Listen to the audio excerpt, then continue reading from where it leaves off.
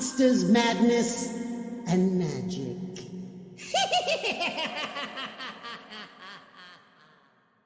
All right, folks, welcome to the Monsters, Madness, and Magic podcast. I'm your host, Justin, here with a quick word before we dive in. Now, in this episode, I chat with musician Nick Chambers about sleep paralysis, world building with lyrics, horror video games, Lord of the Rings, Knight Gallow, and more. As always, thank you all for listening out there. And without further ado, here you go. All right, Nick. Mr. Chambers, why don't you just take us back in time? You're a youngster. Are you a book reader, fort builder, troublemaker, or all of the above? Definitely a troublemaker for sure. A little bit of a book reader. Like I read Tolkien pretty young. I think it was like 5 or 6. No, I was definitely like 6, because like that probably would have been way too many words for me when I was yeah, that's pretty a young 5-year-old. for Tolkien. Yeah. I read Fellowship first, and then I read The Hobbit, and then I read the other two Lord of the Rings books. But I was definitely getting into trouble, especially like once I was like in 5th grade or middle school. I got in a lot of trouble. I got in a lot of fights. So yeah, but there was never any like open spaces to build forts in my town. It was just it was just like we had like one area of grasslands with dirt everywhere, and we built like dirt bike ramps. So hey, that counts. Yeah, close to a fort. Yeah. And if as long as it doesn't go too far and get too serious, fighting builds character. Yeah. So whereabouts did you grow up? Just Sacramento? Yeah, like well, I grew up in a town about like 25 minutes north of Sacramento called Lincoln. Kind of a redneck town. Like we have like a big rodeo in That's town. shocking. Yeah, in California. That's why like my buddy Rob from Rygar, he came over when he came over the first time, because he filled in on bass for us when we played Stormbringer Fest. Shout out to Evgeny and all those dudes on the East Coast. But when he came over here, he like came over here like a couple days before we flew out to the fest to kind of practice with us. And he was like, "You guys have a rodeo?" And I'm like, "Yep, welcome to Texas, California." That's crazy. Yeah. So before we go too far, I wanted to ask you, let's just go back for a second. Were you starting the fights? Not all the time. Most of the time I was just, like responding to like other kids. I got picked on quite a bit in middle school, so let people know. Yeah. Yeah, I think the funniest one was this kid threw my basketball, because I walked through their like game during like recess or something, and he's all like, "Hey man, get the fuck off my court." And I was like, "Oh, my bad, dude." And then his little buddy came, like short little kid with like glasses, kind of looked like what's that kid from The Sandlot? Oh, Squints. Yeah, forever, that kid. Yeah, he looked like him, and he like took my ball and like threw it like down the court, and he's like, "What are you gonna do about it?" So I just punched him in the face, and he started crying, and was like, "I'm gonna go tell the teacher." And I was just like, "Good, I'll wait right here for you," because like I think that was like the first like physical altercation I'd ever been in. So I was like, I don't know, what do we do here? I thought he was gonna punch me back, but he was done. Yeah, it was done, one and done. So did you play basketball like for the school or anything, or was it just like recess stuff? No, that was just recess stuff. I played a little bit of baseball, and I played some hockey. I played roller hockey and a little bit of ice hockey, but I wasn't too much of a sports guy. I think like baseball was the thing I probably played the most of, like Little League. I do watch sports. I mean, mostly nowadays, I just pretty much watch like MMA and stuff like that.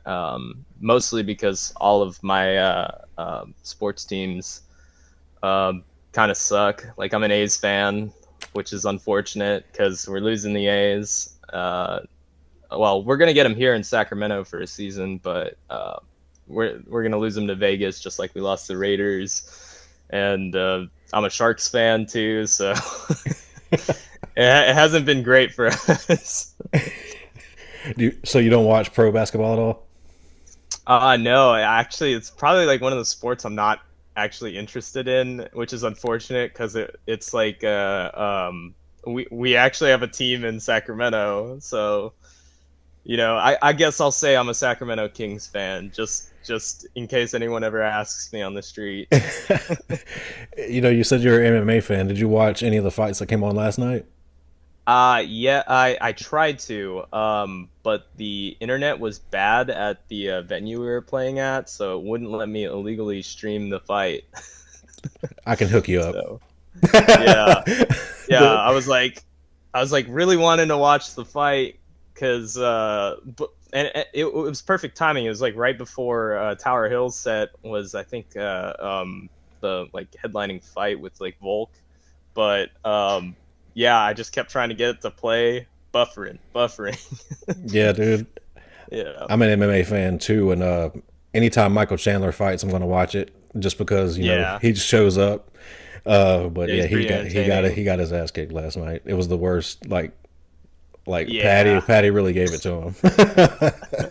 Yeah, I'm surprised he got it by knockout too. I thought he was gonna like try and choke him out or something. Well, he almost did, but it wasn't even just that. It was just like he beat his ass for 3 whole rounds. It was like domination. It was pretty shocking. Yeah, I'm probably gonna have to go back and watch that fight because like I said, I missed the whole fight. Yeah, so spoilers. Sorry.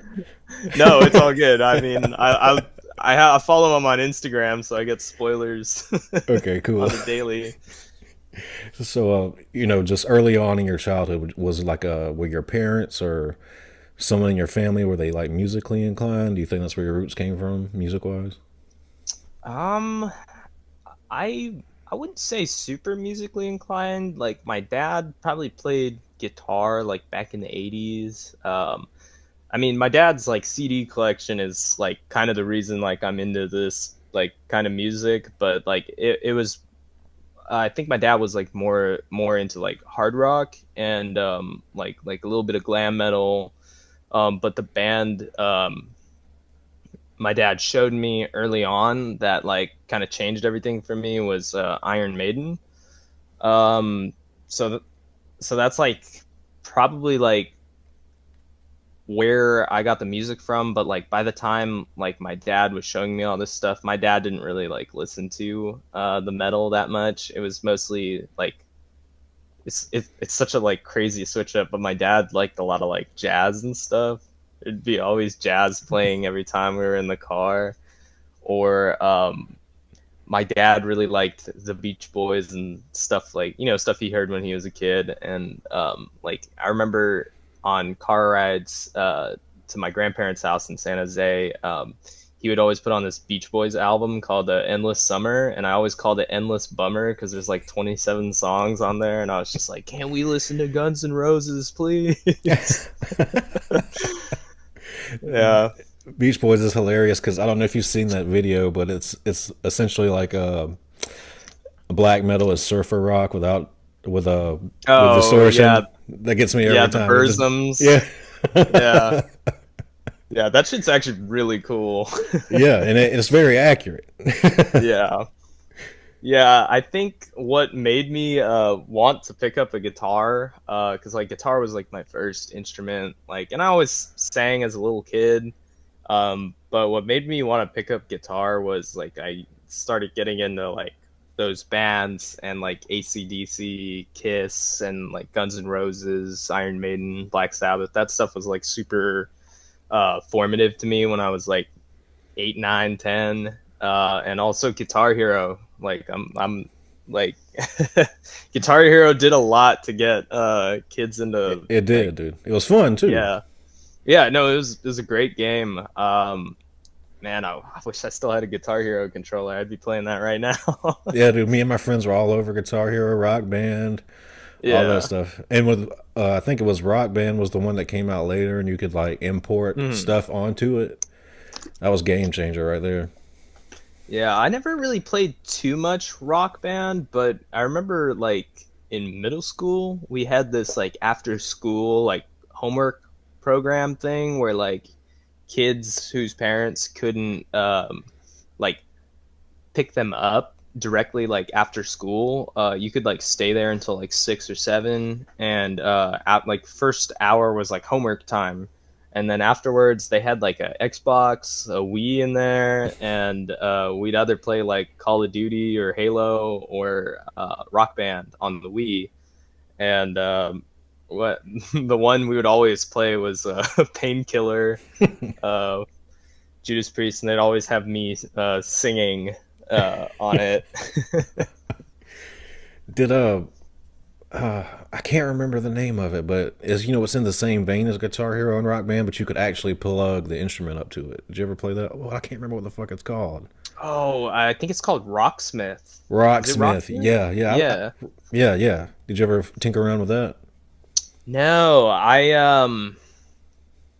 don't I don't think I was made aware of it until it was like after its time. Like I think I knew someone who like did Rocksmith because what isn't it like they have like the actual like tablatures, right? Yeah, I never yeah, I never messed around with that. I mean that like that time period anyways, I think I was like taking guitar lessons around that time period. So I guess like I wasn't like guitar ready yet. Yeah, because I started taking lessons when I was like 10, I think. Okay. Yeah, playing like Johnny Cash and easy stuff, you know. Would you consider yourself a gamer growing up, or not really? I'm a gamer now, man. Okay, cool, cool, cool. I'm picky these Yeah. days. Like I used when I was young, of course, so I was all over it. But Mm. if I find a game that I really dig, I can still dive into it. Yeah, I think the one actually I need to go back and watch your episodes because the game that I played so much these last like couple of years has been Baldur's Gate. I've been playing the shit out of that game. It's a masterpiece. It's like probably the greatest RPG of all time, honestly. I Like can't it's disagree so with good. you. Yeah, it's Yeah. my wife has 2,000 hours on it, so I get to play it Holy sometimes. shit. Yeah, Yeah. when I have my computer and she's not sitting here on it. Yeah, me and my fiance played it on PC. We like did split screen on a PC and like had like a projector up back at the last place we were living, and that was rough doing split screen on Baldur's Gate, but it's cool that you could do that. Yeah, it is cool. It's Yeah, Go ahead. I'm oh, go sorry. ahead. Oh, I was gonna ask you, what was your character like? What class and what race? See, dude, I was a big WoW guy back in the day, and I'm an alcoholic, Hmm. so I like make like 30 characters, and like I'm like, okay, today I want to play a barbarian. Play a few hours. Yeah. Next time I play, I'm like, let's see what the wizard's like. But I beat the game with pretty much every class. I don't really have like a main character. Yeah. I think my first character, well, when I just tried out the game first, I did like a dwarf because like I never play a dwarf, and I absolutely love dwarves in like Tolkien and in like the Warhammer universe.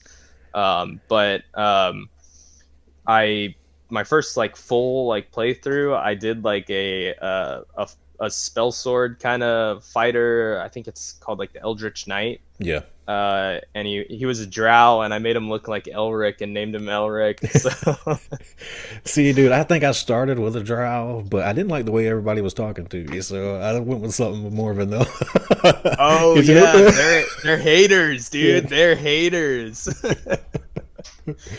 Well, it's funny too because if you like play like a dickhead drow, they like the options you get are like like I think there's some lady in the tiefling grove or whatever that's like here, have some soup, and you could just be like, this slop is beneath me. You could just totally role play such a ginormous dickhead. Have you ever done a Dark Urge playthrough? I did. That was my last one. So my fiance loves to play evil playthroughs of things, and I was like, I'm gonna do an evil playthrough, but I'm such a goody two shoes, man, that I just was like, no, I'm gonna be a good urge. I can't like let all these people die. I was like, they mean too much to me.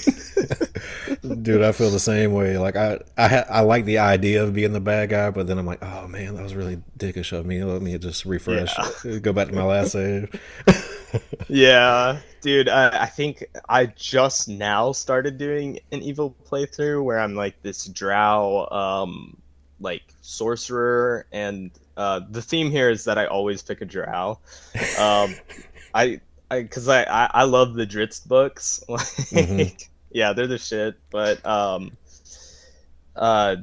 this playthrough, the part where I was just like, have I gone too far? Is like spoilers for anyone who hasn't done this, but you could totally behead Karlach, and it's super fucked up. I was like, damn, I can't believe I did that. Like, I had to take a break. Dude, this is the first, I told Neil Newman, who plays Asterion, this. My first playthrough, like I had no idea like the scale of the game, like this decision leads to the just to the amount of decisions. So I'm just playing like I normally would play any game, and I had no idea that Asterion had this huge story arc. But when he first like sneaks up on you at the camp and tries to bite you, I cut his fucking head off, and that was that. And I was like just missed out on like all of that. I'm like, oh, vampire trying to bite me. Nah, bro, we don't do that here. Yeah, no, I think was it Gale? You know how he has to eat like the magical artifacts just to be in your party.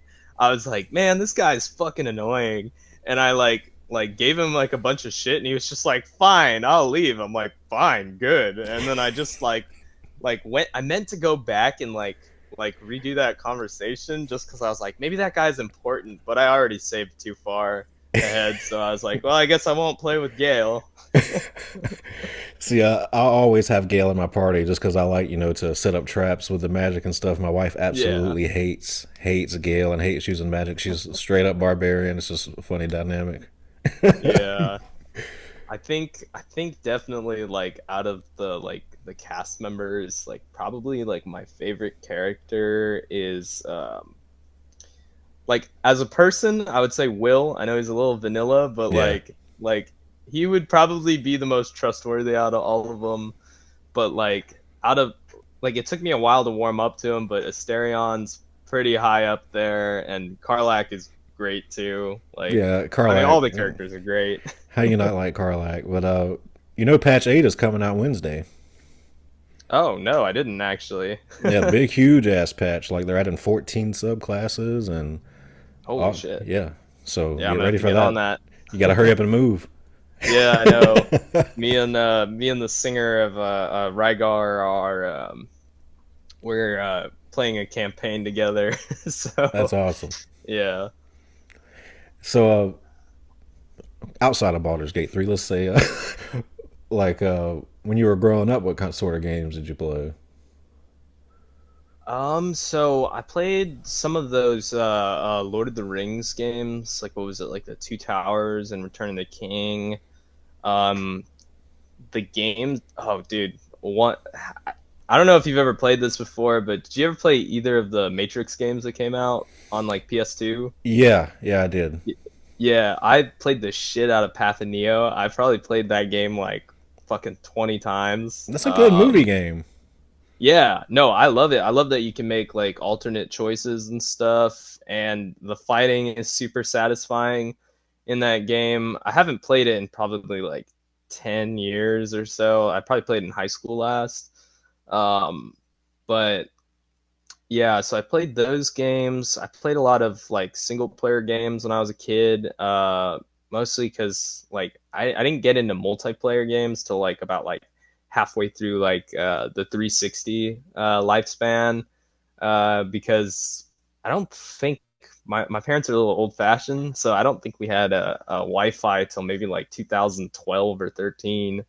Like all my friends had Wi-Fi and stuff, and we're like, dude, you should play Halo or some shit with us. I was like, I can only play the campaign.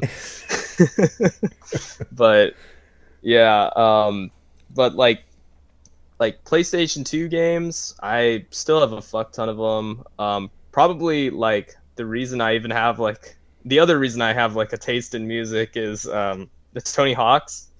Like I played the shit out of those games. That's like where I heard Motorhead for the first time. Yeah. Like and then another game that's like super important too is Brutal Legend. Which is where I heard Manowar for the first time. So, and, you know, Manowar is my favorite band. So, yeah. Just on the subject of good movie games, like this movie sucks ass, but back in the day I had a modded Xbox 360, so I was like downloaded a bunch of games that I would never like actually buy. I'm sorry to say that. But it was X-Men Origins Wolverine.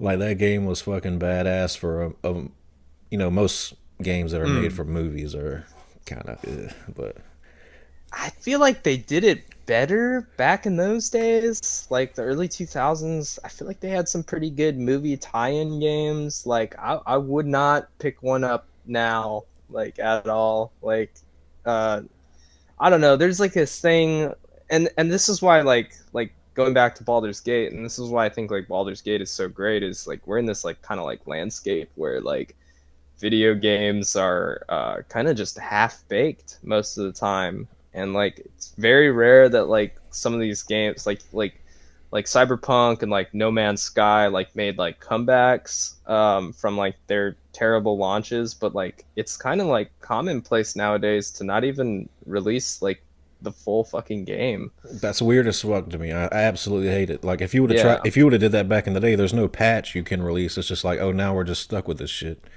Yeah, and I don't know. Call me nostalgic, but sometimes I kind of like miss those days. Like, and I haven't played too many brand new games. Like literally the last game I played was fucking Shadow of Mordor, which is probably the coolest Assassin's Creed skin of a game. Yeah, yeah. I don't know if you've heard about it, but just to throw this out there, since you're a Baldur's Gate 3 fan, the newest Kingdom Come Deliverance 2, definitely Yeah. look into that, dude. It's gonna be it's Baldur's Gate 3 level. Yeah, I played the first one for a little bit because the original guitarist of Knight Gallow was like, dude, buy this game, bro. Buy this game. You'll love it. It's like medieval in like Bohemia. And I was like, yeah, I'll play it. And then it was fucking hard as shit. And I was like, yo, this combat's actually good. This is like the kind of the combat like I wanted from like Skyrim, but just like didn't have. Like probably if like Skyrim's combat was more like that, I'd probably be playing more of it. Like, but, Yeah. you know, yeah. But Yeah. oh yeah, I also played a shitload of Skyrim when I was like middle school. I played a lot of Skyrim and Oblivion, and yeah, any like RPGs, Fallout, those kind of games. But I can't play them anymore now. I probably won't play another Bethesda game. I've played so much Skyrim that these days, if I fire it up, I just spend like hours modding the game, get into the game, and I'm like, oh, this intro's long as fuck. I'm gonna go do something else. Yeah, I love, dude. Have you seen the pillows that are like it's like the opening scene You're of you're awake. yeah, yeah, dude, that shit. I kind of want to get those pillows or like get them made or something. But like I love Skyrim now for the memes. I tried to go and play it. I was like, I'll do one more playthrough. It'll be the last time. And this was like last year. And I got through the intro, and then I got into what's the name of that little town outside of Whiterun? Like I got there. Riverwood, I think. Yeah, Riverwood. Yeah, I got there, and I got to the house of the Stormcloak dude, And I like saved the game, and I was like, man, this shit's fucking boring. I'm gonna go play Baldur's Gate. Yeah, I mean, yeah, like I said, I just played it just too much. And just a sidebar about, Yeah. the You're Awake thing. It was probably like 200 episodes ago, but I had Michael Goff on, and he did 90% of the Nord voices. Because if you played Skyrim, if you know all the Nord voices are like Oh very the yeah. same. And I got him to say so much stupid shit that I just saved and I haven't like put out there. I'll have to send you some stuff. Yeah, I dude, made him do some You're Awake memes for me. did he do the Imperial, or not the Imperial Guards, but like the Town Guards Yeah, voices? yeah, Yeah, so he did the someone took your sweet roll. yeah. Yeah, that shit's hilarious. So, sticking with your childhood, formative films and TV shows, what comes to mind? Oh, Blade Runner. That's like anything like cyberpunk like that. Like I love Blade Runner. RoboCop is cool. Terminator. I also grew up on, obviously, like the biggest ones probably like the Lord of the Rings trilogy. And like the Conan movies. I watched a lot of like kung fu movies when I was a kid. The one I would watch on repeat was Kung Fu Hustle. Absolutely love that movie. The 1990s Teenage Mutant Ninja Turtles movies, the live action ones, those are some of my favorite movies. Like me and my fiance watched it, like I think this was like 3 or 4 years ago at her house, and I quoted like damn near the entire movie, and she's like, how do you remember this? And I was like, I don't know, I had this on DVD as a kid, and I would play it all the time. And yeah, Raphael is definitely my favorite. But yeah, so those movies, and then like probably my favorite like standalone movie, that's not like a franchise or anything, is Train Spotting with are you familiar with Train No, Spotting? I've never seen it. So it's kind of like it's not necessarily like a comedy, but there are funny moments in it. It's actually kind of a serious movie. It stars Ewan McGregor, before he was Obi-Wan. And he's like this Scottish heroin addict. And I like, if you ever get a chance, like watch that film. It's a great movie. You might want subtitles though, because the Scottish accents are for first timers. That might be a hard watch. But yeah, that's probably my favorite standalone film. But like probably the most important one for me is like the Lord of the Rings movies, and probably Star Wars too. Like I watched a lot of Star Wars as a kid, but those like recent trilogies and spin-off movies kind of like left a bad taste in my mouth. Yeah. Yeah, it's kind of sad because it made me not a fan anymore, which kind of hurts. Yeah, I'm completely with you, dude. Secrets of the Ooze was probably my favorite of the original. Oh, I love that movie. Yeah. Mainly because I don't know if you've ever seen it, but Ernie Reyes Jr. is obviously in Secrets of the Ooze. Kino. Did you ever watch Surf Ninjas? I have not. That guy, he's Filipino, right?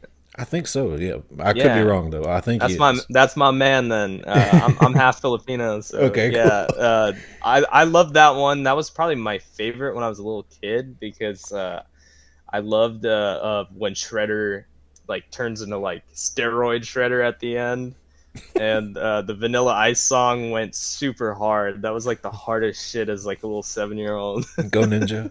Yeah. Yeah, go Ninja, go Ninja, go. This is not an old kung fu movie by any means, but I just rewatched it recently because it's like a mid-2000s, and I thought it's an underrated, just badass movie, Ninja Assassin. I don't know if you've ever seen that, but oh yeah, I dude, that movie is super violent. Yeah, it is.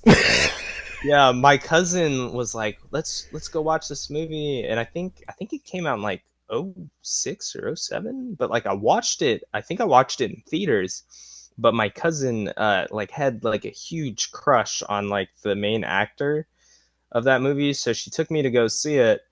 And I probably shouldn't have watched that movie because of how violent it was, but my parents probably didn't care. Now I'm thinking about it, because I did watch Saving Private Ryan when I was like 3, and like I do remember the guy grabbing the arm in that one.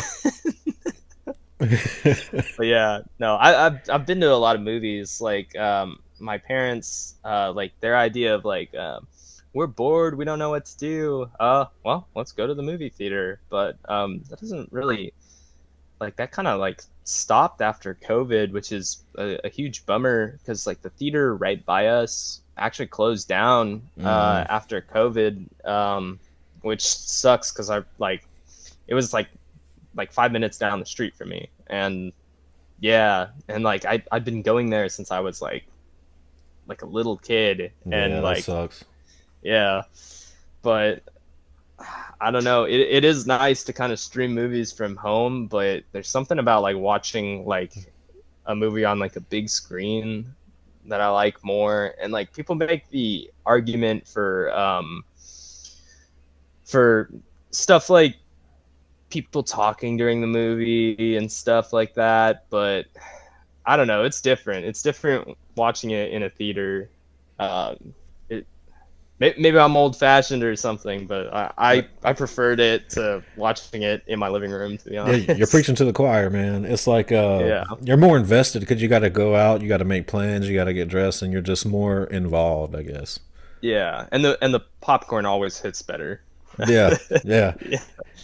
And in the same vein, I think I'm a little bit older than you, but I have the same sort of thought process about going to the movie store and renting a movie, like going to, the local mom and pop video store, Blockbuster, and it's like, I miss Blockbuster. That was every time when we'd go get groceries, we'd stop by Blockbuster in the town I grew up in, because it was like in the same parking lot right next to like a round table or something. And we'd go in there, and it was always the coolest place, because they had like big cardboard cutouts of like, I don't know, like Spider-Man or whatever was out, and they had video games you could rent and stuff. We used to rent games. I rented a Spider-Man Friend or Foe, and we had to like return it in like a couple days. So like me and my cousin beat the game in one night, and then beat the game again the next night, and then returned it. And yeah, no, I had a lot of good memories with that place. It was kind of like a staple of my childhood. And then it went out of business, and I don't know, shit like that's depressing. I got kind of scared, because like the big record store chain we had in Sac, it was called Dimple Records, went out of business. And now there's probably like one record store chain here called The Cave.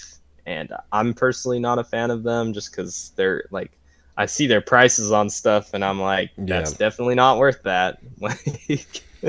Yeah, dude, that's just another thing that the modern age of the internet has fucked with. And I remember being a kid and collecting cards and shit like that, like Magic cards or Pokemon cards or something. And it's no longer for kids. It's collectors and people trying to scalp and resell it. Yeah. Have you seen those videos of like the Pokemon scalpers going crazy in like Costco and places like that? I'm just like, dude, what are you doing, man? Yeah, they used to be Stop just that shit. Yeah, it used to be just for kids, and I never even played the fucking Pokemon card game. Most of us didn't. We were just collecting them. Yeah, I'm like, to be honest, like I never got into like Pokemon card collecting. I was more of a Yu-Gi-Oh kid. Yeah, me too. Yeah, we never really knew how to play the game, though. It would just be like, yeah, this has more attack than your defense, so I think I win, or something. I don't know. Yeah, it didn't help that the show was absolutely nothing like how the card game went, because Yugi would always do like this crazy fucking move. I play Pot of Greed, and then play Pot of Greed. Karibo. Yeah, dude. Fuck. Yeah, that was a good show, though. That was like my favorite show when I was a little kid. Yeah, dude, I've had Dan Green on, who voiced Yugi, and sick. He's just got a normal fucking voice, but he goes into this You know, the Pharaoh voice. It's fucking crazy. Yeah, yeah. I think with scalpers, like my biggest beef with scalpers is the ones that like sell records for way more than they're like worth, like on Discogs. Like after we put out our record, there were people trying to sell the special edition gray vinyl. There was like 100 copies of it, and it like sold out pretty quick. And there were people online trying to sell it for like fucking, I think it was like $50 or something. And it's like, dude, this album costs like 20 euro, dude. Like, why are you trying to sell it for 50, bro? Like, uh, I hate that shit so much. It just Like, fucks it up for everybody too. yeah, and it sucks because it's like some people will pay for that. Like, I think probably like the worst thing I paid for on Discogs, and this is like something I probably will never spend this much on a cassette, but I missed out on the Eternal Champion Parallel of Death. Um, excuse me. Cassette. So I bought it off of someone on Discogs selling it for like 70 fucking dollars, man. And I was like, I need it, man. And I I paid for it, and this was before I was like friends with Greylord. I was gonna say you should And just hit up Mike, and he's probably got 50 of them. yeah, I told him about it. I was like, yeah, honestly, I bought that thing off of Discogs, and he's like, bro, I wish you would have fucking told me. I was like, well, I didn't know, man. Like we just like became like internet friends. And he was like, yeah, I had like 4 copies sitting right here, dude. Like, I knew could've it. had one. I was like, fuck. Yeah, it is what it is. Yeah. You know, It's worth that to you. You know what I mean? Like you Yeah, have it, yeah. and yeah, it's you got it now. So fuck it. Yeah, and yeah, Eternal Champion's like such a special band to me too. Like, that's kind of like what got me like trying to make like a band right after like I graduated high school and stuff, because like I was like 19 when we recorded. I'm 25 now, but I was 19 when we recorded our first demo. But I had heard the Eternal Champion stuff like pretty early on. Like I would say probably like a year after Armor of Ire came out, and I listened to it and I was like, where's this band been like my whole life? Like, this is exactly what I wanted to hear. Like, this sounds like a record like lost from the 80s, like, you know, like when you hear bands like Medieval Steel or Yeah. Manila Road, and you're like, why was this not on like a global stage, man? Like, that was the vibe I got from it. And so They're getting there like, now. yeah, I'm glad.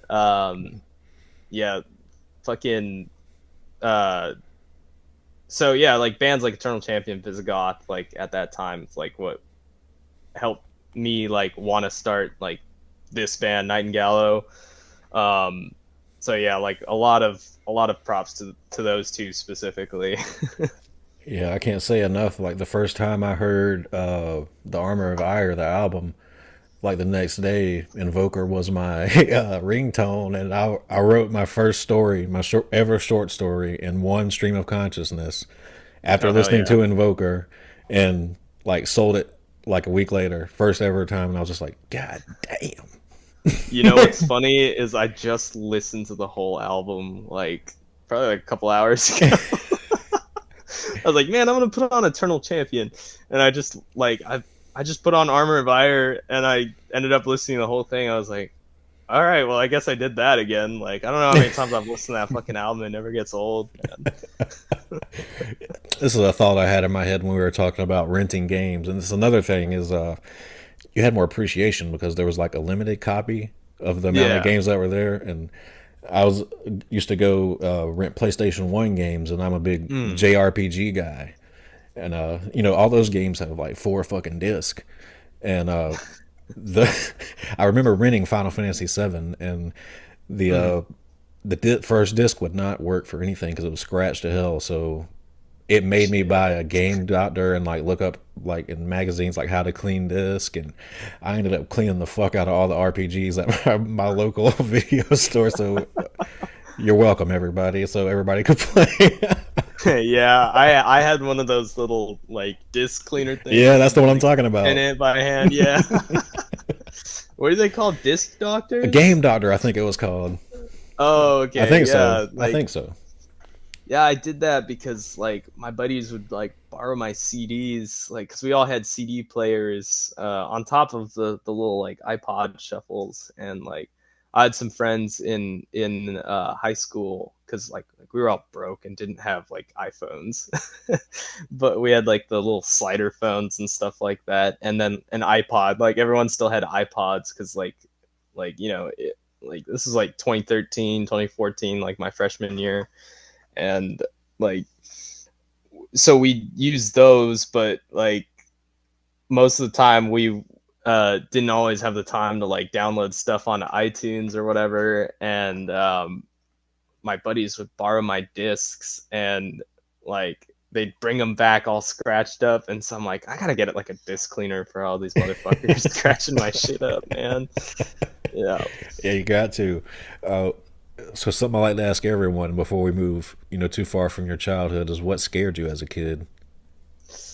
Oh, that's like hard. Definitely snakes. I got that Indiana Jones complex for sure. Like I see a snake, I'm gone, man. Like as far as like real world stuff, I don't fuck with snakes. I don't fuck with maggots or anything that squirms. And definitely not roaches, but like scary stuff, like otherworldly stuff. I guess I was always afraid of like like like the dark, yeah. Which is hilarious because now like it needs to be pitch black for me to fall asleep. But yeah, the dark scared me a lot as a kid. I always had the monster in the closet was the big one. And I always thought it was The Grudge because I watched that movie as a little kid and it freaked the hell out of me. It was the noise, dude. The like that noise. Yeah. So I lived with my or my cousins lived with my parents while I was a little kid. So it was kind of like having a brother sister, but I was an only child. But they lived with us for like probably like 10 years, and they were on my mother's side. My mother's side's like Filipino, so we're like Asian, and she would do this thing, like my cousin would do this thing where she'd like hang her hair in front of her head and make the noise, and I'd like go in my room crying and she'd scare the shit out of me and torture me basically. But yeah. And I rewatched that movie a couple of years ago too, just to see if like it still scared me, and I watched it and I was like, man, this is just a shitty knockoff of The Ring, man. Yeah, that's essentially what it is. Yeah. Like even like the original was like the original Japanese one, wasn't that just a knockoff of like the original Ring? Yeah. Yeah. And like, the Ring, which is a adaptation or knockoff of the Japanese version. Yeah. Yeah, and I never watched The Ring at that age. Like I think I watched it later on, but that I was more like, as far as like horror movies, I kind of liked more of like the zombie movies, like especially in high school when I was like watching more movies.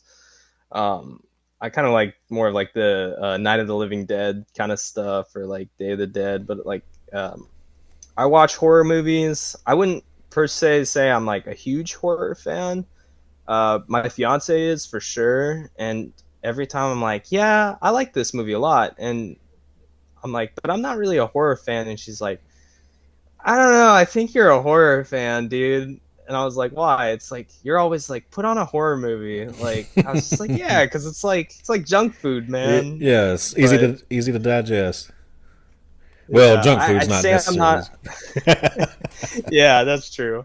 I say I'm not a horror fan, but I just remembered like my first band in like high school was like a horror punk misfits kind of band, and we were awful, man, so bad. I mean, most first bands are, so you know, you got to Yeah. get it out. Yeah, I mean that's high school though. Like there's like three guys wanting to play guitar and like no one wants to play bass because like everyone's got like this ego that they're the best guitarists in the school. It's like honestly like the recent movie that kind of like captured that like feeling of how it felt like when I went to high school was like have you seen that Netflix movie Metal Lords? I don't think so. No. So it's like these two high school kids, and like one of them's like super into metal, and then the other one's not really into metal, but he gets into metal through this kid. And I watched this movie, and I was cringing hard at parts, and I was like, God, this is exactly how it was like, man. Like the whole like high school experience, like just being like absolute like cringe lords.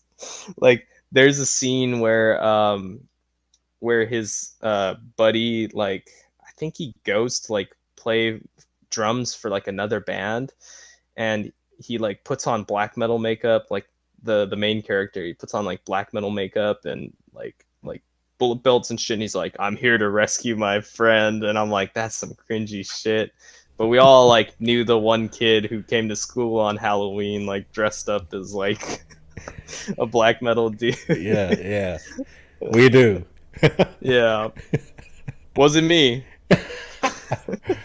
Dude, the name is fucking escaping me now, but what's the horror movie that's like metal based? I've even interviewed Oh, the Deathgasm? Deathgasm. Yeah, what do you think about that? I love that movie, man. I know, like, I mean, we're metalheads. We like to fucking hate on everything under the sun, but it was a good time. I love that movie, and the soundtrack's super killer. I think was it Skullfist? I think is on that soundtrack. It's a really good soundtrack.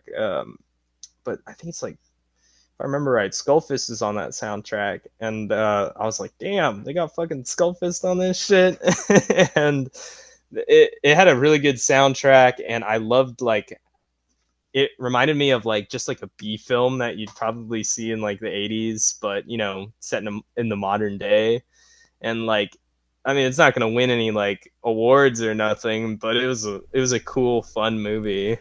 Yeah, I enjoyed it too. They just wrapped up on a sequel. Oh, they made a sequel? Yeah, Wow. they just wrapped it up recently, so it'll be coming down the pipeline soon. Well, I'll definitely watch it. I am a little bummed because I have the DVD of it, or had the DVD of it, but when I went to go put it in my PlayStation, no disc. Ah, Yeah, you need your disc cleaner. yeah, yeah. Make me a new disc. Yeah, it's a tale as old as time itself. Just because you mentioned it, you mentioned Night of the Living Dead. Is that you're a fan of the Romero black and white one or the '90s Savini one? I actually never seen the '90s one, but yeah, the OG one. Which sucks because I think he died on my birthday, like my 18th birthday. I think he died. Damn. Yeah. But yeah, I like that movie, Day of the Dead, Dawn of the Dead, all those ones. And I liked the slasher movies too. Um, like The Exorcist is a classic. Um, I mean the Nightmare on Elm Street stuff, like that's just more junk food, Texas Chainsaw that's like one of the best, but like probably my favorite horror movie. Yeah, I would say this is my favorite horror movie, and like one of those formative movies for me that I didn't actually mention but was the 80s The Thing. Mm. The practical effects Now that's and scary. everything. Yeah, no, seriously, actually, it was pretty funny. I was over at I was having dinner at my guitarist's house recently, and we were eating dinner with his parents, and like she cooked us a meal, and we're like listening to like jazz or something in their like kitchen, and he puts on a movie in the background, and I just look over, and it's the spider scene. Like where he like sprouts the little legs out of his head. I just look over and I'm just like, what the hell's going on right now, man? we got like this soft like jazz playing and the thing in the background. I think his mom was like super squeamish about it. And she's like, Calvin, can you turn that off, please? Sounds like a good time to me. Yeah. But yeah, that movie, that's definitely like a top 5 movies for me for sure. And I probably watch that at least once a year.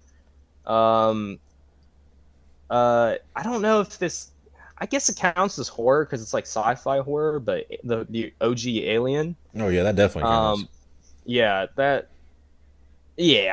does.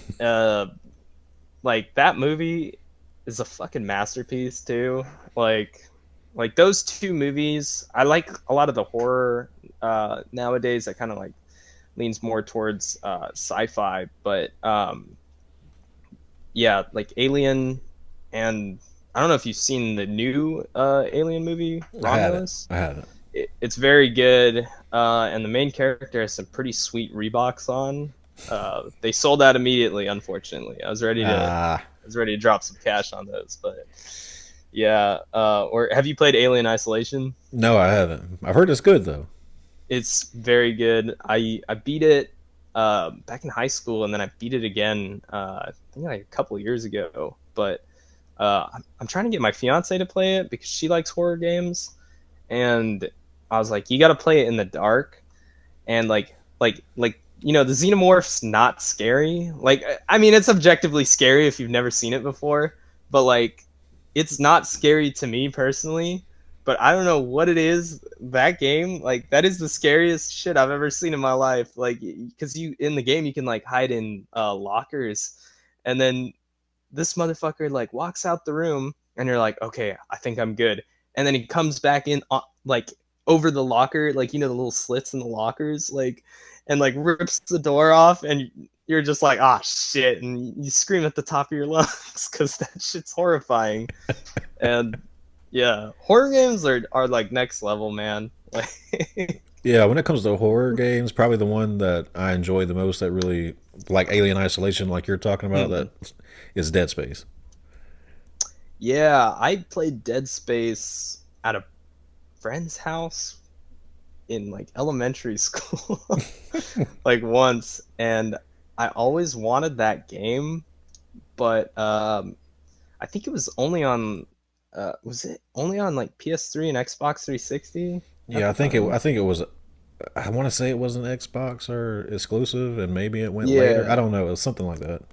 Could Yeah, I got a 360 pretty late to the game, like because I think they came out in like 06 or 07, and I think we still had our PS2. I still have my PS2 actually. I just packed it away, but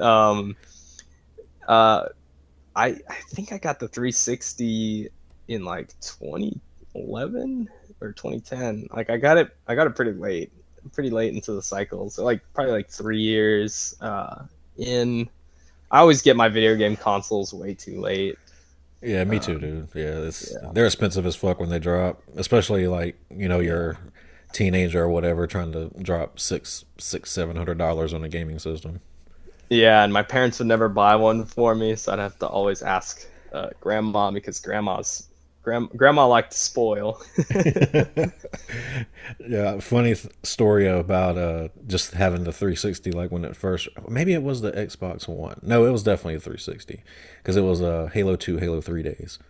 And my friends and I used to have LAN parties, and my friend Jesse, his dad was a pastor.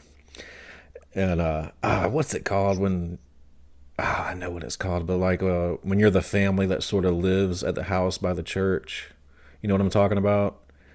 Oh, like I there's a term for it. Yeah, there is, and I'm completely blank. Can't remember, but yeah, I know what you're talking about. Yeah, so their house is like, it's like graveyard, house, church. So we literally could like sit in the church, and like we would have sleepovers over there, like playing Halo and doing all this stuff. my friend Josh was always the guy that had everything first. So he had the brand new Xbox 360, and he kept bragging about it all night, like, oh, my game's already loaded, guys. And we're like, yeah, what the fuck ever, dude, like, just give us a second, we're loading in. And one of my other friends finally got tired of it and set off a smoke bomb like right next to his 360 and completely ruined it. Yeah, and I don't think those guys have talked since. Oh, dude, you gave him the red ring. Shit.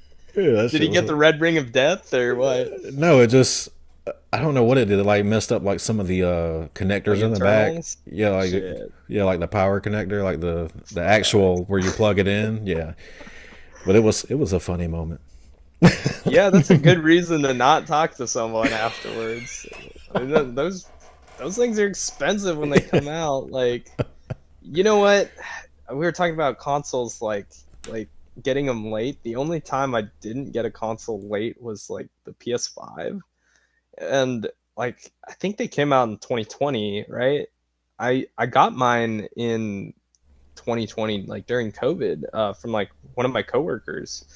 Um, he was like, "I'm gonna sell my PlayStation. Do you want to buy it?" And this is like when they were like $1,000, and I was like, "Yeah, dude. How much you want for it?" And he was like, $400, and I was like, Sold. "Seriously? Yeah, fucking hell yeah!" And so I literally like was like, "Dude, I'll pull out $400 on lunch right now and give it to you." So yeah, I gave him $400. The next day I had a PS5, and like I was like, "Man, he got that game console. Probably had it for like 6 months, and then."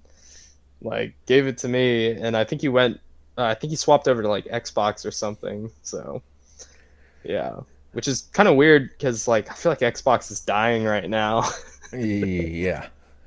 Yeah, And see, I was always a console gamer growing up, but once I switched to PC, I don't even own a console anymore. I'm just strictly PC these days. yeah. Well, I got a PC actually like right here, and this is how cheap I am. Like I always wanted to get a PC, but they were always too expensive. Like I couldn't justify like spending like $1,000 on something or close to. But like um, my fiance's friend, she was like, my boyfriend bought me a new PC. Do you want my old one? And she's like, yeah. And then she just gave it to me, and so now I just have this free PC. So I was like, that's cool. Now I could play like all these Warhammer games. Yeah. My bad. I had to look it up. It's called a parsonage. Like the parsonage house is what the priest. Yeah. Okay. Yeah. It's been bugging me this whole time. So just back to the music side of things. That first band you were talking about, was that your first time ever performing on stage, or like at a talent show or something? No. So I started performing music like on acoustic guitar probably when I was like 10. Um, like I always sang like karaoke and stuff like that because like like I said, my mom's Filipino, so like it's a big thing in like Asia and like the Philippines to like sing karaoke and stuff. And so like every time we'd have like a family get together, we do like karaoke. And like shortly after, I was like, I want to play guitar when I was like probably like 9 or 10. And so like they enrolled me in like local lessons, and from there, like the guy who had like the local guitar lessons place would throw an open mic for all of students so they can perform in front of people, and I think that's what kind of got me like comfortable with playing music to like a crowd of people. But like I played talent shows. We played talent shows in like high school and middle school, and we played a talent show in high school, and they'd like made it like a competition or whatever. And I had like a doom metal band at the time called this is a terrible name, but Static Doom is the name of the band. There are worse names out there, dude. Yeah, and so we played the thing, and it was this song called Grass King, so it's definitely about weed. And we we played the song, and it was just dude, we were on stage for like 7 or 8 minutes playing this song. And we were the last like act of the night too, and we played for like fucking 7 minutes, man. And like because it was like, oh, you play one song, and I was like, well, let's play our longest song, dude. So we played this song, and people could cast votes at the end, and like most of our friends were in the crowd, so they all voted for us. So yeah, it was cool. Dude, I'm glad you mentioned this because I've been going like, what is it with the Philippines and like being like rock stars at karaoke, dude? If there was like an Olympics, they would win the gold Yeah. medal. It's like fucking wild to see. I don't know, man. I don't know. Actually, you know what's funny is like funny like little lore on my mom is my mom used to sing. She'd be like one of the child singers on like a local TV show in the Philippines when she was a kid. So maybe I got my like singing genes from her or something. Because But you could just go to YouTube and like just type in Philippines karaoke, and there's like some guy on the street sounding just like Creed or something. yeah, dude, I was gonna say, have you seen the video of the dude that's just like he's like talking and he's got a high voice and then he's just like, "Hold me now," and I'm just like, "Whoa, what the hell?" And there's Say, another one. man, There's another one of a dude sounding. He sounds exactly like Celine Dion, and it just blew my that's mind. crazy. Yeah, I'll send you that video. I was just like, "Fuck." Yeah, dude, I love that shit. Yeah, I don't know what that is. I think it's just like big in the culture.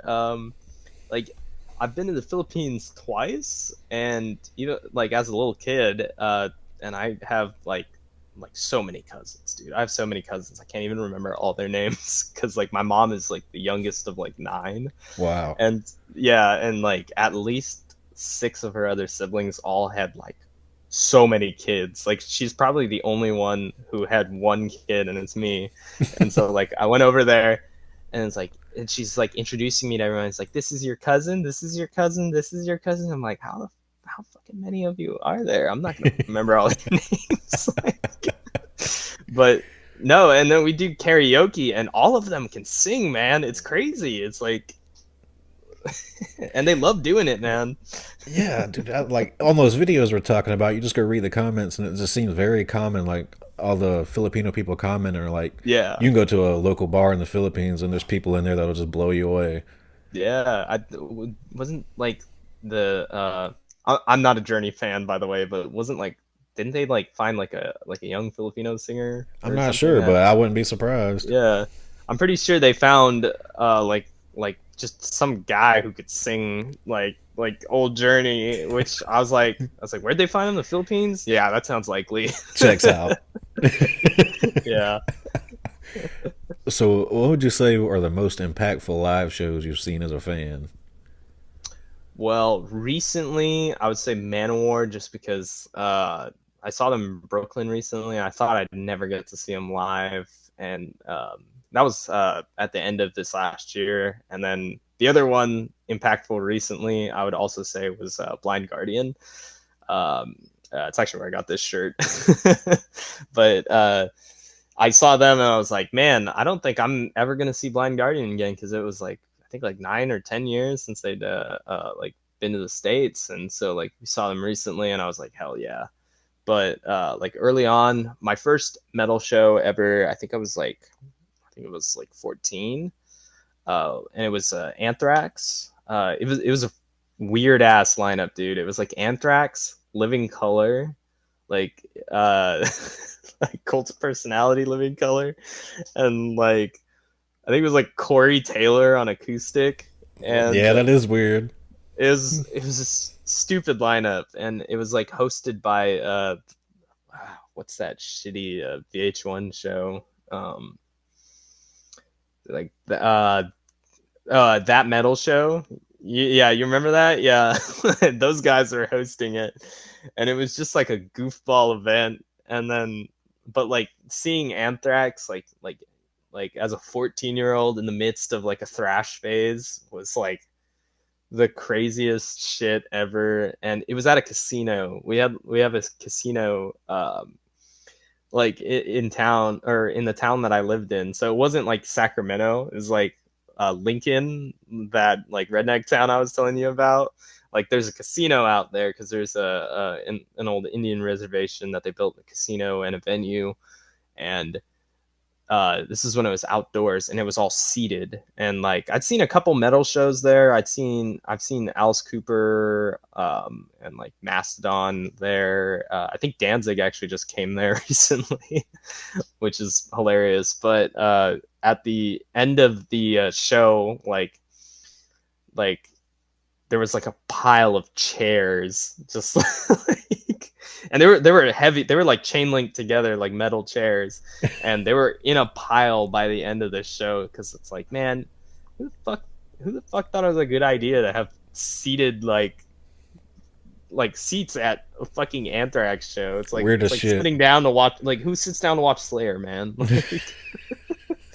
Like, but yeah, I'd say that one is definitely like probably the most impactful for me. And like, I hadn't seen Anthrax since then until last year. They came to SAC at Aftershock, and it felt like I was 14 again, and it was the most violent mosh pit I've definitely ever been in. So it was actually crazy because like Slayer played the night before, like or Kerry King and Friends played the night before, but they had a crazy mosh pit too. But when I saw the Anthrax one, I saw a dude get knocked out in the pit, and I was like, oh shit. Oh, that's a good show. Yeah, but I would say that one, and I saw Iron Maiden on like my 18th birthday. It was during that Book of Souls tour, and that was pretty impactful for me. But I didn't get to go to too many live shows like during high school or anything, mostly because I was just like broke. Another one was I saw Skeleton Witch open for Sabaton and Amon Amarth. Like, Dude, I went to that tour too. Yeah, That's a fucking bad. Well, I don't want to say bad tour, but that's the tour that Chance, the vocalist for Skeleton Witch, got kicked out on. Yeah. My date was the day after he got kicked out of Skeleton Witch, so we had an instrumental. That's crazy. We had an instrumental version, and the crowd sang all the songs. Dude, so I think if it was either the show that I saw them at was either, I think it was 2 dates before it was either 2 or 3 dates before he left the band. So got kicked out. So we got to see classic Skeleton Witch for like what we didn't know was going to be like one of the last times ever. And I bought the last back patch on that tour, and I have no clue what happened to it. But when Skeleton Witch came on, I was like, damn, this is crazy. They were a special band. Like, yeah, they were fucking great. Yeah, they were. I kind of hold them and like 3 Inches of Blood like kind of in the same like because they were like same sort of like time period, and we're doing like crazy shit like I don't even know how to describe Skeleton Witch to people. Like, there's traditional metal riffs, there's black metal shit, there's death metal shit, there's thrash metal shit in there, and like 3 Inches of Blood was doing that too, but with like some crazy highs like mixed in. And yeah, I don't know. I feel super lucky to have gotten to see Chance, and my teenager delusions was like, yeah, I'm gonna get good at growling so I could join Skeleton Witch one day. Hey, you got a chance now. I think they got a vocalist now, but I didn't like their last record. Yeah, me neither. It's completely different. It's like, yeah, it's a little too thinking man for me. Yeah, no, I didn't get to see Chance, so that's one of my biggest regrets. But I have to say, like, that being their first show post, Chance getting kicked out of the band and the crowd singing the lyrics to every song was pretty fucking wild. Yeah, that is cool. Yeah, and man, that was a special show too. Like, I think at the time we were all like super into Sabaton, which is funny because like I skip every Sabaton song that comes on a playlist now. But the last album or two has just been, it's like early on they were hitting, like, but then it's, that's what it is. Yeah, I better be careful with what I say about Sabaton. Greylord might beat me up. See, I like Sabaton, but the last album just wasn't hitting for me. I think the last album I really dug into was the album on that tour, which was, I think, was Heroes. Yeah. That was like probably like the last one I really liked. I'll spin like Careless Rex every once in a while, a song or two off of that one. Coat of Arms is always my favorite album. Yeah, it's a good one too. And then Amon Amarth, I was like the Amon Amarth kid in high school because I liked the Viking imagery, and and like it was cool until it wasn't cool. That yeah, Monomarth has really I don't want to say too much, but yeah, Yeah. here lately it's not been the same. Let's just say. No, but yeah, it was a really cool show though. That was like my second show ever, but I didn't get to see too many like metal shows in high school. Um, but after high school, like when I graduated and everything, I was like going to a show every week, man. Like Yeah. I didn't care if it was like a local punk show because we have a big punk scene out here in Sacramento. Um, and then I'd go to like metal shows at like Holy Diver was the venue that used to be around here. It's actually where we played our first show. We got to open for Ross the Boss. Oh damn. Yeah, and it actually there's a funny story about that. Like when I started writing the music for this band, I wrote Men of the West first, and Stormbringer's Call, and Blood of Wolves, and I didn't have a band, and I like hit up one of my friends from high school. I was like, "Hey, man, I know you're like really into recording. Would you be interested in like playing on some stuff to make a demo, so I could possibly find some band members soon?" And he was like, "Yeah, I actually know a drummer that plays drums," and that was like those two were Ryan Keeley and Carlos. Carlos was my buddy from high school, and Keeley ended up on the drums. And so we recorded like a little demo with me playing guitar, and originally Carlos was going to play bass, but then he like recorded this sweet guitar solo, so we had him play the lead guitar on it. And it was funny because I booked that show before I even had a band. I was like, "Hey, we're a local heavy metal band that plays like in the style of Manowar. We'd love to open for Ross the Boss." And they're like, "Hey, can you sell tickets?" And we're like, "Yeah." And it's like, "Cool." So we got on the show, and I was like, "Sweet, I need to find a band." That's how you make shit happen, though. Yeah, and it kind of lit a fire under my ass to like go find some dudes, and then I found Ryan, our original guitarist, and Twitch, our bassist, our original bassist, and yeah, so those dudes joined up, and we like practiced probably like every single week, probably like 2 or 3 times a week for like 3 months before this show. And then we played the show, and like it was cool because I didn't think this was gonna happen, but like in the front row, there were like a bunch of people there. It was pretty packed for like what I thought was gonna be like a poor turnout, but there were people in the front row singing the lyrics to Stormbringer's Call, like, and we had like just put it out, and I was like, dude, that like hit me different. Like it was cool to like have some people like sing your words back to you. Like, Yeah. that's like the highest compliment you can get as like a lyricist, like, is having people sing your words. And especially at your first show, like, and we had like one song recorded and put out, and like, yeah, that's a night I'll never forget for sure. So how did you guys come up with the name Knight Gallow? I think like my ex-girlfriend like came up with the name, and I was like, yeah, I'm gonna use that. And it was supposed to be like a play on like the word like nightingale, like but I was like, Nightingale sounds kind of cool, because like I was like, that sounds like it could be like a black thrash band, and I was gonna have it be like Knight Gallow with like no K. And then I was like, man, fuck doing black thrash, everyone's doing that stuff. So I was like, I'll just do like a heavy metal, like kind of Manowar kind of band, and call it Knight Gallow with a K. And my buddy Rob from Rygar drew the logo for us and the artwork for the demo. And like, yeah, there's not really much of a story to the name, to be honest. But like, it's funny because everyone's always like, Knights Gallow, is that what it is? Or Knights of Gallow, It's or not that hard, you people. know, I was like, come on, man, bro.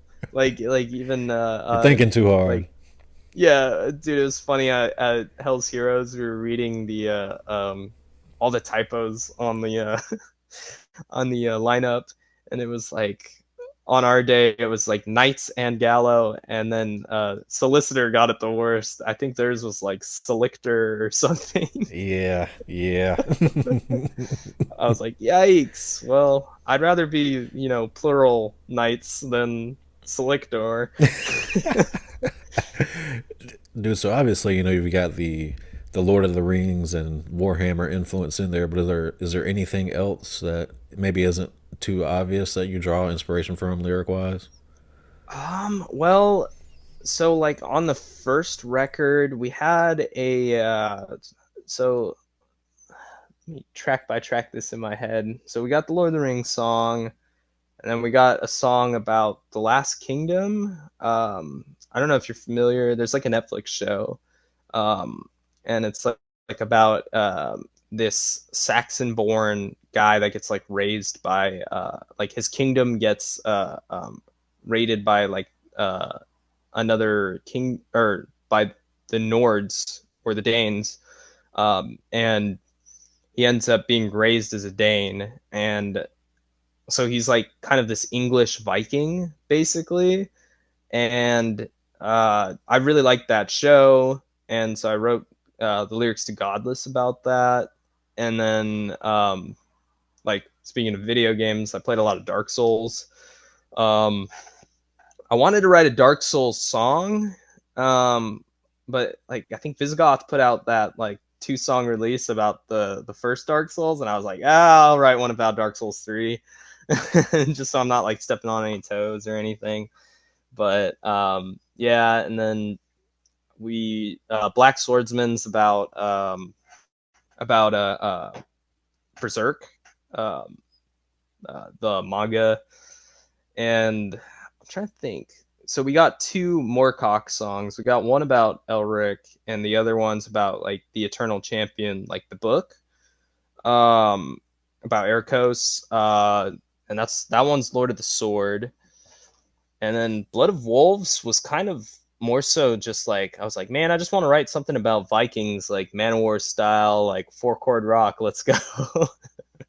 Like, cause like the thing about the first record is like none of the songs are complicated at all. Like, It don't have to be good, dude. yeah, yeah, it's like kind of like meat and potatoes metal. But what's cool about it is like, people could just learn those songs like by ear, kind of like how like I did in like high school, learning a lot of like metal songs. Like I just listened to the record and like play what I heard, So like I think it has that charm in a way, and it definitely sounds like a first album. And like there's things when you listen back to it that you're like not like super happy with, but the thing I am happiest about with the record was like my lyrics. I thought my lyrics were like my favorite part about the record personally, and the drums. Like our drummer is a fucking beast, dude. Yeah, he is. Yeah. Yeah, I'm just in awe of that dude every time. Like, there's a funny story. Like, I think like our first or second band practice together, he was playing drums and he was like doing some crazy shit with the double kick. And like after we play like 3 or 4 songs, like bro stands up, takes off ankle weights. It's like that one scene in Naruto, like where he drops the weights, and I was just like, "Yo, what the hell?" Like, Hit him with the Rock Lee. Yeah, dude. I was like, "What the fuck, bro?" But no, it just caught me off guard. But like I always get from people, they're like, if you had to choose like one band member to keep for like all time, like who's the MVP? And I was just like, it's got to be my man Ryan Keeley, dude. Like, he's a great drummer, he's a good bassist, and a good guitarist. He's a better guitarist than me, and he's a pretty good songwriter too. Like, he wrote a song on the first record, and he's writing new music now. And yeah, I'm just in awe of what that dude can do with like any musical instrument. Like, he just he's just great at it. And he's a great singer too. Like, and he's good at growling. He does like, actually, he's the guy that does the majority of like the backing vocals for us live. Whether it's shouts or like singing, like there's like a demo for a song that we were working on, and he's been kind of like a little bit more like shy to like sing things, but he came into the studio one day and was just like, man, I feel like I could sing like a pretty good like clean vocal track like in the background of this. And I was like, yeah, dude, fucking let's do it. And yeah, he's also a tenor too, so he's got like kind of the same like sort of range as me. And yeah, that guy's just a musical beast. I'm like, we're super lucky to have him in the band. Like, and he's the only OG member left, because it's real hard to keep 5 guys in the band, dude. Rock Lee on the drums. I dig. Yeah, Rock Lee, but with no hair whatsoever. So you've been talking about your lyrics, dude. I really like them as well. Thank you. Do you have any desire? You ever considered writing fiction or short stories? Actually, I've been wanting to make like a high fantasy kind of like novel, and to tie it in with like an album or something, and maybe I'm like thinking too hard about it, but like I've been like making the lore for like probably like last like year or so. I've been like writing lore to it, and I have like a story outline. I would love to write a book, but like I want to like tie it in with an album. And like I play tabletop games, so I'd also like to do like some sort of like miniature agnostic like skirmish game or something to like tie in with it, or something, like write some rules for it. But I'm still like working on lore, because like I'm a lore guy. Like I like Warhammer and fantasy and 40K and Lord of the Rings. So like I delve deep into like nerd shit all the time. Like I'm just like I want to know what this guy did like at this like time point 400 years ago in this timeline, like, or whatever. I'm so, with like, you, man. I'm with you. So I'm like trying to craft a bunch of lore, and then I have like such a bad ADHD spaz brain that I'm just like, oh, well, now I got to explain this thing just because I made up a name, like trying to explain this thing. Like I'll be like, yo, this is where the gods came from, and there was this great war, and then shit, now I got to talk about this great war. Like it's a rabbit hole, endless. It is. I what's amazing to me, and like why Tolkien is like such a like huge like influence on like me, is like that guy made a fantasy world that's so like rich in lore and history, and he made that shit just to put his fake languages in. Like, yeah that's impressive, man. Like I don't know, I have a lot of like admiration for the Tolkien stuff, and I was actually listening to your episodes with Michael Moorcock, and hearing that guy talk is super fascinating. Like, and he can talk. You ask one question, and then 20 minutes later you're like, oh yeah, what's my next question? Yeah, that dude's interesting, man. Like he's like writing stories, and he's like, oh yeah, I wrote some lyrics for Blue Oyster Cult, no big deal. Like, and he doesn't give a shit. He's just doing this. What blew my mind the last time I talked to him, the most recent one, was how he said that he wrote the Runestaff series in 3 days after he just sat in bed thinking about it. That's fucking amazing. What a legend, dude. Are you a George Martin fan? I never got into the show or the books. I've been contemplating it. It's like one of those things where like, maybe I'm a hipster for this, but when something's popular at the time, I'm like, I'm gonna wait for the hype to die down a little bit, because I don't want shit to like, either get ruined for me, or get ruined as in like someone spoils it for me. You know what I mean? Like, but yeah, that's something I should probably get into. I'll probably read the books or something. I say that because what you're telling me that you like the deep lore, book wise, he's almost Tolkien level in terms of just the amount of history that is Yeah. available, and yeah, there's just books on just one family. You know what I'm saying? So Yeah. if that's what you're looking for, yeah, that's what you should definitely give it a try. I think you'll like it.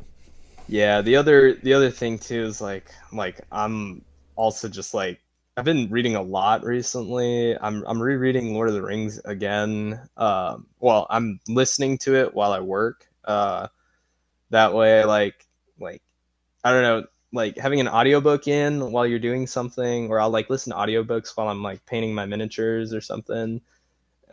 So like I've probably like just like listening to books, I've probably listened to like 40 or 50 books like in the last 6 months, just while like painting miniatures, or like just driving the car or something. um it's kind of like an easy to digest way to like read a book, but Yeah. like, and Warhammer, dude, I don't know if you got into Warhammer, man, but that's a Oh, deep rabbit hole. yeah. I'm in the process of trying to get Rick Priestley on the show, who was like the co-creator of Oh, Warhammer. sick. So Yeah. yeah, I'm a little bit into it. Yeah. Are you more into like 40K or like fantasy? The OG Warhammer.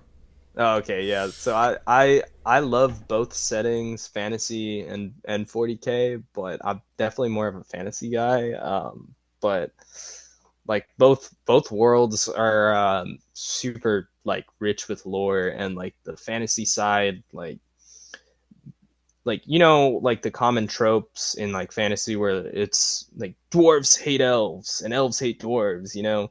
There's depth and reason to why dwarves hate elves. Like there was like a 300-year war between the dwarves and the elves because some elven king thought it was a good idea to shave a dwarf's beard off to humiliate him or some shit like that, which is actually true.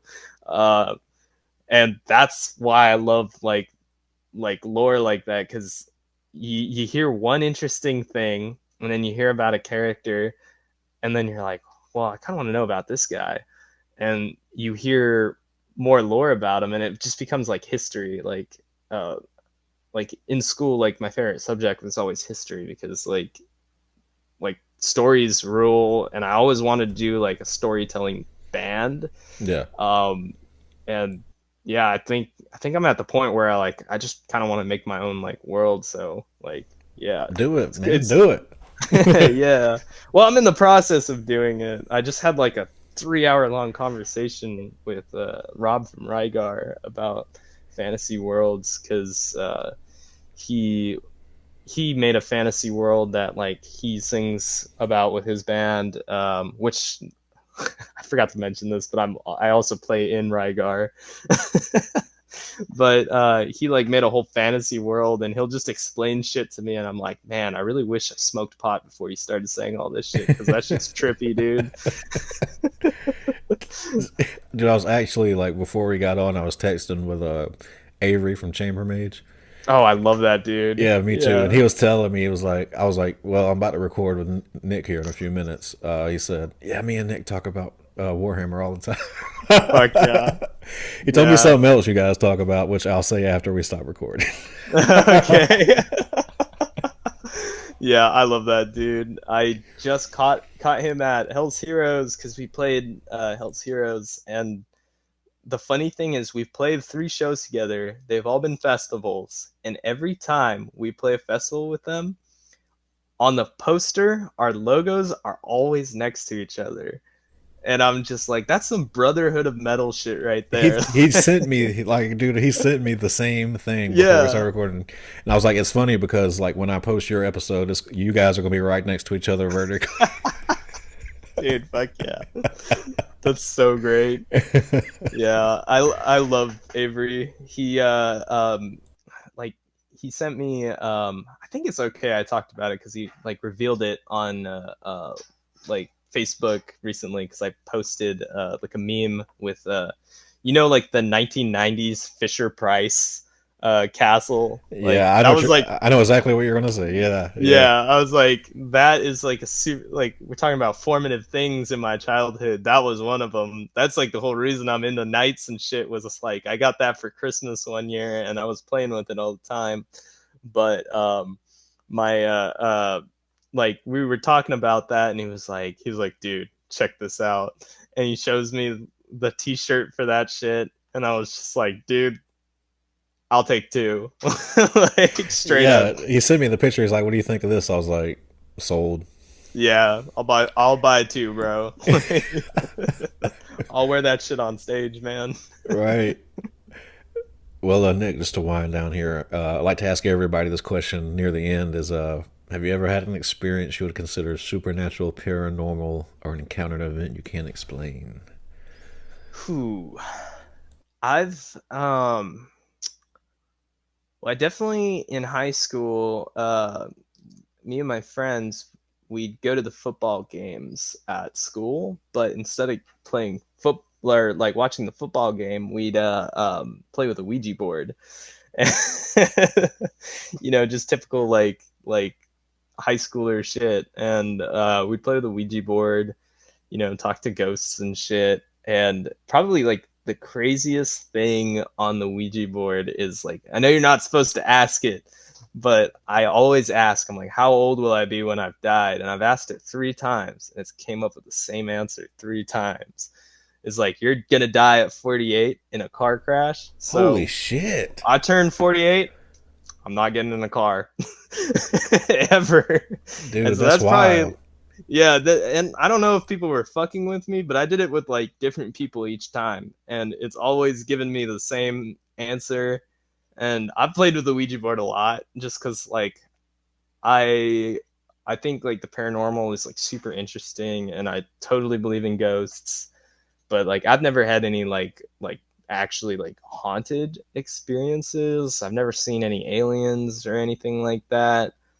Um but like probably like the craziest shit I've seen like have you ever gotten like sleep paralysis?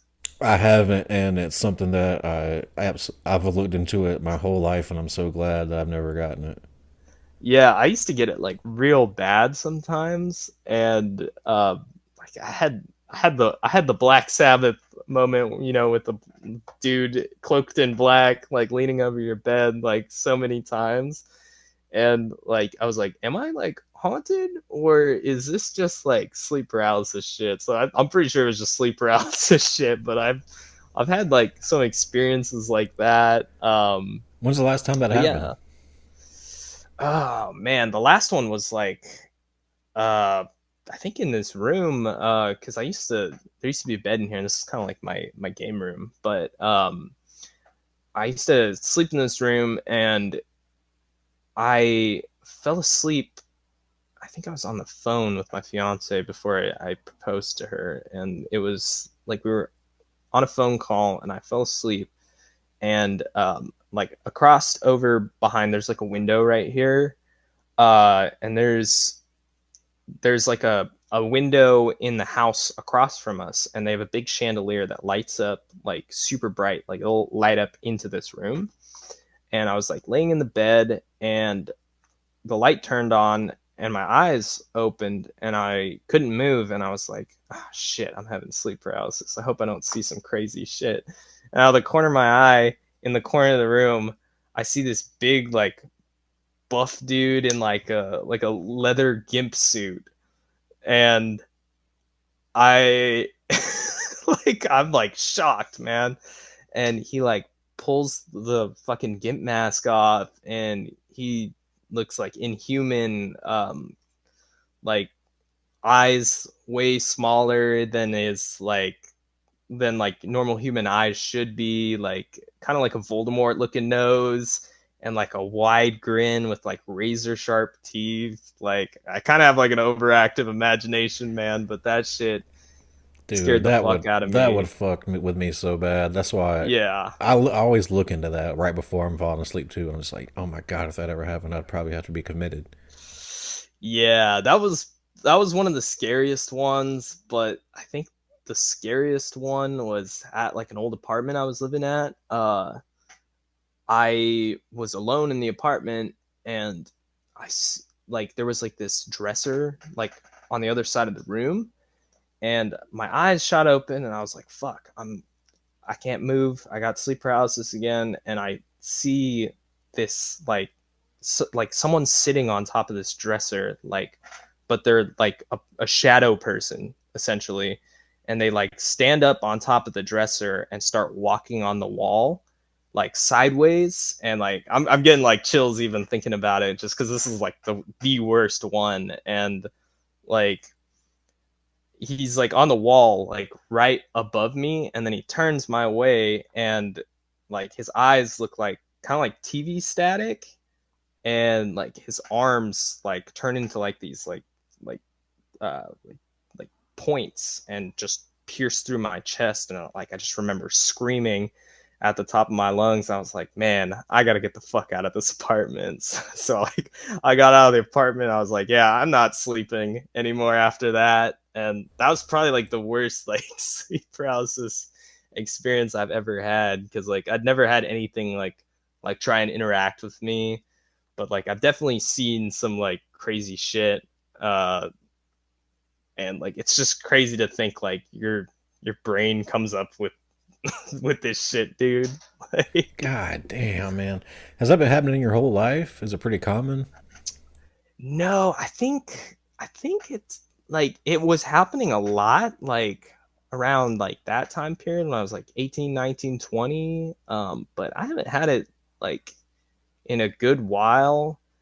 I think maybe it has something to do with like mental health. That's like my theory, is like I feel like you're more prone to it or something with when you're like in more of like a depression stage of your life.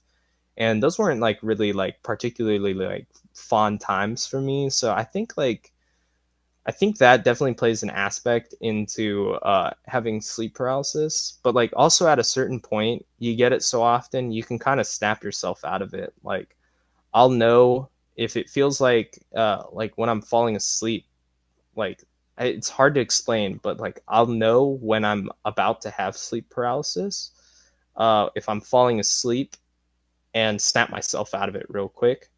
Like it's just something I've like kind of like trained myself for.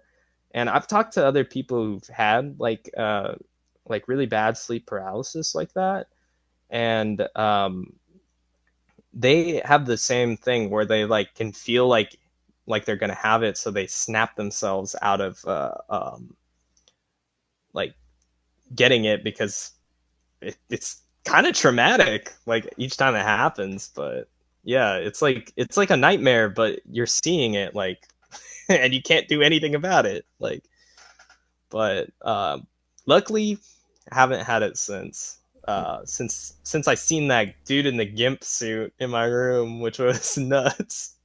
Jesus fucking Christ. Well, dude, just to put a bow on this thing here, what's on the horizon for you and the boys? I know you just released a single about a week ago, I think. Yeah, we just put out Son of Dorn. I think we had an album for release, or that we were gonna try and get released, but we just had like a lineup change like this last year. So I think we might can that album and just start new.